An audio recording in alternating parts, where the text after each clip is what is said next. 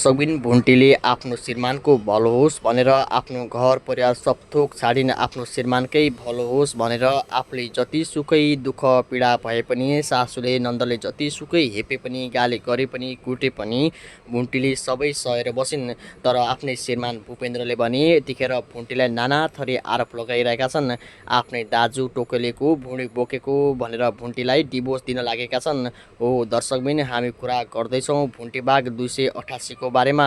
आउनुहोस् दर्शकबिन, आजको यस भिडियोमा चर्चा गर्नेछौँ के साँच्चै भुन्टीलाई भूपेन्द्रले डिभोर्स दिन्छन् होला त, र भुन्टीबाग 288 मा के भएको थियो सम्पूर्ण जानकारी आजको यस भिडियोमा हामी चर्चा गर्नेछौँ।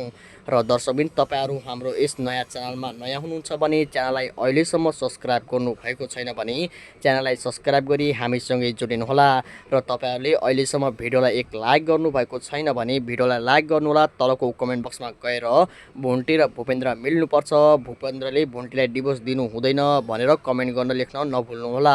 हवस् त दर्शकबिन, भिडियो सुरु गरौँ। दर्शकबिन, हामी सबैलाई थाहा भएकै कुरा हो भुन्टी कतिसम्म सोझी छिन् भनेर। आफ्नो श्रीमानको प्रगति होस् उन्नति होस् भनेर नै भुन्टीले सधैँ चाहेकी हुन्छन्। आफ्नो श्रीमानकै भलो होस् भनेर भुन्टीले आफ्नो घर परिवार सबै त्यागेकी थिइन्। तर पनि दर्शकबिन, यतिखेर भने भुन्टीका श्रीमान भूपेन्द्रले नाना थरी आरोप भुन्टीलाई लगाइरहेका छन्। हो दर्शकबिन, भूपेन्द्रका दाइले भूपेन्द्रको गालामा एक टल्कन हान्छन्।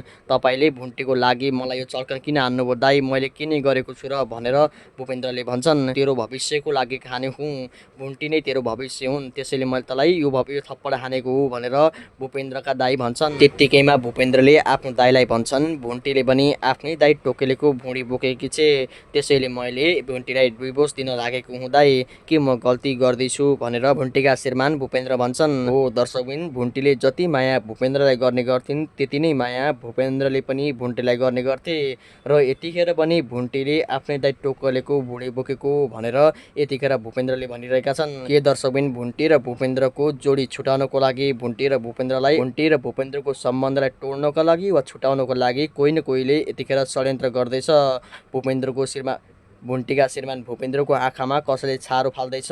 हो दर्शकबिन, तपाईहरुलाई के लाग्छ तलको कमेन्ट बक्समा गएर आफ्नो मनको विचार लेख्नुहोला। भुन्टीलाई फसाउन खोज्नेको छिट्टै पर्दाफास हुनुपर्छ भन्ने जतिले तलको कमेन्ट बक्समा गएर आफ्नो मनको विचार लेख्नुहोला।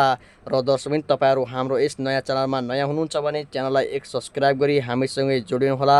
हवस् त दर्शकबिन, अर्को हप्ता फेरि भेट्नेछौँ। जय देश जय नेपाल।